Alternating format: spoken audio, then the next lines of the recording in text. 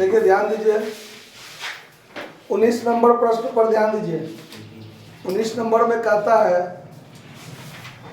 कि रोजनामचा प्रविष्टि और पुनर्मूल्यांकन खाता कहता है बनाने के लिए कि ABC एक व्यापार में साझेदार है। वे लाभ और हानि को 1/2, 1/3 और 1/6 अनुपात में बांटते हैं। आर्थिक चिट्ठा दिया हुआ है। बैलेंस शीट में गौर से देखिए कि बैलेंस शीट में क्रेडिटर है, लायबिलिटी साइड में रिजर्व फंड है, कैपिटल है। तो बांटने वाला आइटम कौन सा है? रिजर्व फंड, जिसको साझेदार आपस में क्या कर लेते हैं? बांट लेते हैं। एसेट साइड में है cash in hand, cash at bank, debtor, furniture, stock और बिजनेस प्रीमिसेस यानी व्यापारिक भवन। 31 मार्च 2022 को वो फर्म से अवकाश ग्रहण करता है। यह समझौता हुआ कि संपत्ति की कीमत में निम्नलिखित तरीकों से समायोजन किए जाए। अप्राप्य एवं संदिग्ध ऋणों के लिए देनदार पर 5% का आयोजन किया जाए। स्टॉक फर्नीचर को 5%, 10% क्रमशः कम किए जाए, हरासित किए जाए और व्यापारिक भवन को 880 रुपया से बढ़ाया जाए। रोजनामचा का लेखक कीजिए और लाभ हानि खाता तैयार कीजिए। तो इसमें क्या सब बनेगा रोजनामचा में, उस पर ध्यान दीजिए। सबसे पहले journal entry in the books of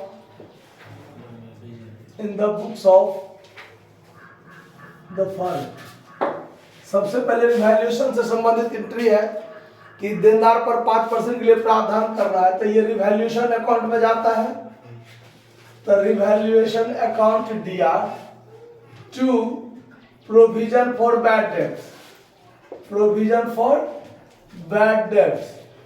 अब देखिए, अगर मान लीजिए पॉइंट में अलग अलग दिया हुआ है, लेकिन अगर संपत्ति पर सब कमी हो रहा है तो जितने भी पॉइंट में जितना भी संपत्ति पर कमी होगा तो सब तो घाटा होगा। तो रिवैल्यूएशन DR2 एसेट्स तो होगा ही। तो अगर हम एक बार रिवैल्यूएशन अकाउंट DR किए हुए हैं तो संपत्ति के मूल्य में कमी होने वाला जितना भी बात है सबको हम एक ही एंट्री में कर सकते हैं काम। तो दूसरा नंबर पॉइंट में स्टॉक फर्नीचर, उस पर भी हरासित हुआ, कम किया गया।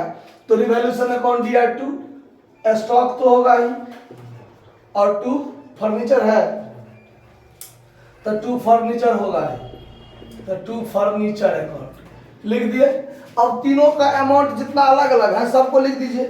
तो देखिए देनदार है आपका 7200 और 7200 का 5% कीजिएगा तो 360 रुपया का प्रावधान यहाँ कीजिएगा।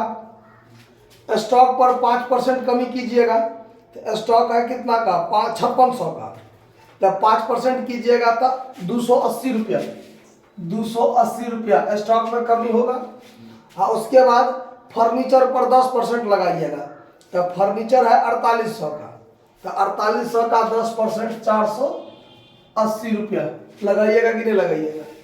तो अब ये तीनों जोड़कर जो हो जाएगा तो वो हो जाएगा 8 8 16, 16 6 22, हासिल 2, 3 2 5 4 9 2 11, यानी 1120 रुपया। अन्वेषण में एक के बार क्लियर कर दीजिएगा। Being value of sundry assets, value of sundry assets decreased. ठीक है, मतलब जो भी सन्ड्री एसेट्स है उसका वैल्यू क्या हो गया? घट गया। इसीलिए एक ही एंट्री में काम हो गया बात। उसके बाद आपको करना है व्यापारिक भवन में 880 रुपया बढ़ाए जाए।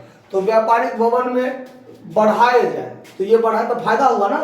तो बिजनेस प्रीमिसेस डेबिट हो जाएगा, बिजनेस प्रीमिसेस अकाउंट डेबिट, और 2 में हो जाएगा रिवैल्यूएशन अकाउंट, रिवैल्यूएशन अकाउंट। तो यहाँ हो जाएगा 880 880 880 हो जाएंगे, ऐसा नहीं है 880 बढ़ाए जाए तो बढ़ाया जाए तो फायदा वाली बात हो गया। 880 ये हो गया। बीइंग वैल्यू ऑफ नेशनल लिख दीजिएगा, being value of business premises increased. ठीक है, BP लिख दिए हैं तो ये बिल्स पेबल वाला BP नहीं समझ आइएगा, बिजनेस प्रीमिसेस हो गया। ठीक है, चलिए अब रिवैल्यूएशन अकाउंट में प्रॉफिट या लॉस जो होगा तो रिवैल्यूएशन अकाउंट तो हमको बनाना है। तो चलिए यहाँ पर हम रिवैल्यूएशन अकाउंट बनाते हैं। रिवैल्यूएशन अकाउंट बनाते हैं, इसलिए कि कुछ एंट्री और बनाना है और यहाँ पर कुछ वर्किंग नोट हम आपको दिखाएंगे, इसलिए यहाँ पर रिवैल्यूएशन अकाउंट बनाते हैं। रिवैल्यूएशन अकाउंट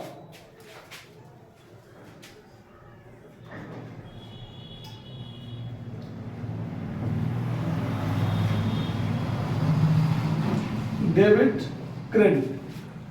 रिवैल्यूएशन अकाउंट के डेबिट में ये तीनों बात होगा कि नहीं होगा, और रिवैल्यूएशन है क्रेडिट में तो ये क्रेडिट में, तो ये बात जाएगा क्रेडिट में बाय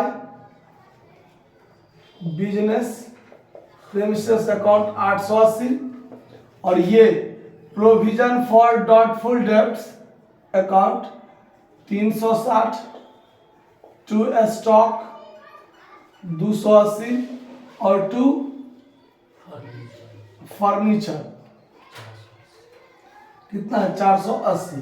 तो डेबिट साइड का जोड़ बड़ा हो गया, डेबिट साइड का जोड़ हो गया 1120 रुपया, यहाँ भी 1120 रुपया, और इसमें से इसको घटाया जाए तो 240 रुपया लगभग यहाँ हो जाएगा कि नहीं हो जाएगा। By all partners capital account, by all partners capital account loss, ये लॉस हो जाएगा।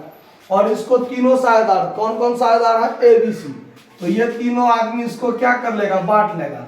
किस अनुपात में बांटेगा, तो देखिए यहाँ पर अगर हम रेशियो की बात की जाए, ओल्ड रेशियो ऑफ ABC 1/2, 1/3, 1/6, यही है ना। तो 2, 3, 6, नीचे में एक समान तो है नहीं, अगर एक समान नहीं है तो एक समान करने के लिए क्या करते हैं, एलसीएम, यहाँ 3, 2, 1 हो जाएगा कि नहीं हो जाएगा। अच्छा, सर्दी का भी शिकायत है, टेंशन नहीं लीजिएगा, ठीक है, वीडियो में भी आ जाता है तो कोई बात नहीं। देखिए तो यहाँ पर 3, 2, 1 हो गया, इसमें कोई दिक्कत।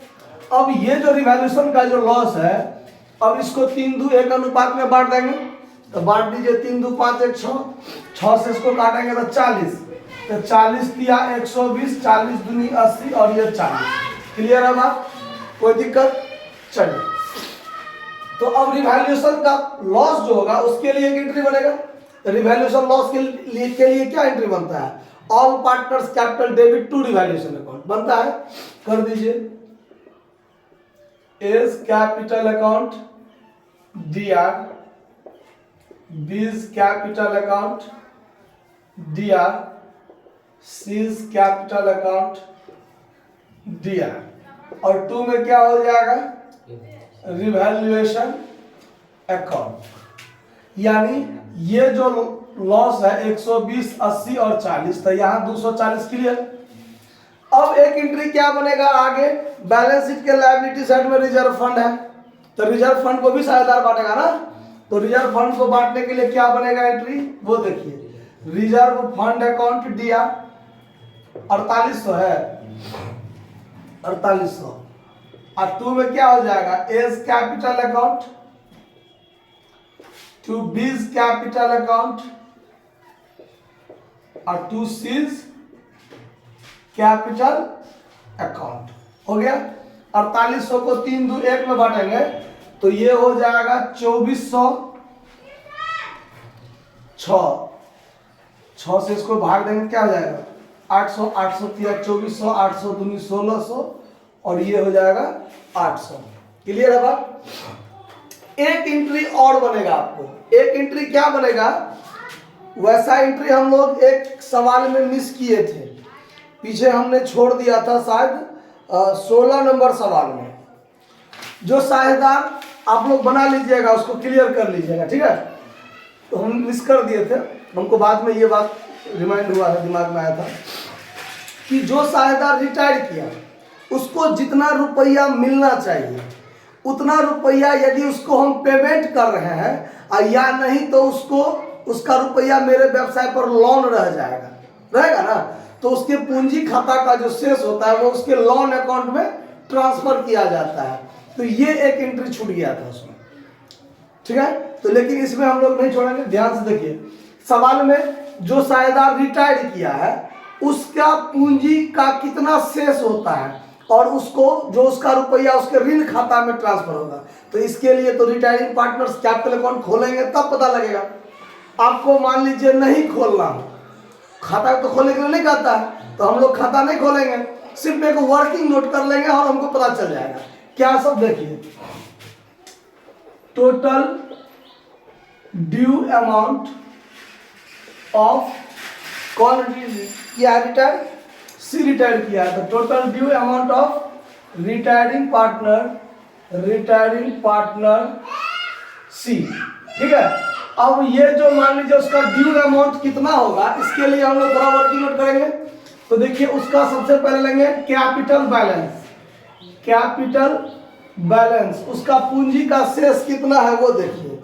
बी रिटायर किया है तो उसका पूंजी का शेष है, सी है रिटायर ना, तो सी का भी शेष तो 8,000 है, 8,000 हो गया। उसके बाद share in general reserve fund, share in reserve fund, उसको रिजर्व फंड में कितना हिस्सा मिला है सी को, 800, तो ये 800 इसमें क्या करेंगे, जोड़ देंगे। और कोई चीज में इसको हिस्सा मिला है नहीं, रिवैल्यूएशन अकाउंट में लॉस है, तो फायदा वाला बात तो और नहीं है कोई।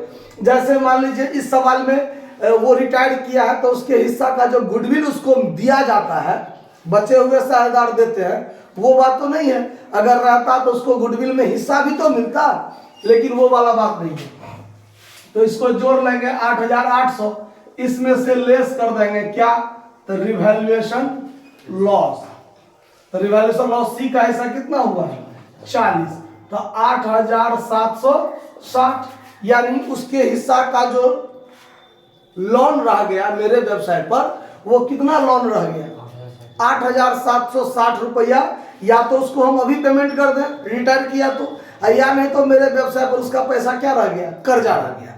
तो इसके लिए एक एंट्री बनता है, उसका अब पूंजी नहीं रहेगा मेरे व्यवसाय में, अब उसका कर्जा रहेगा।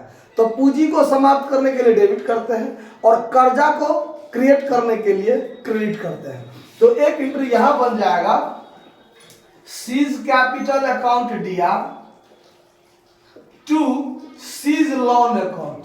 एंट्री ध्यान रहेगा कि नहीं रहेगा, सीज कैपिटल को डेबिट करके खत्म किए और उसका जो लोन हुआ तो लोन का खाता, लोन का मतलब ऋण का खाता का मतलब क्रेडिट से खुलता है, इसीलिए यहाँ पर टू सीज लोन अकाउंट।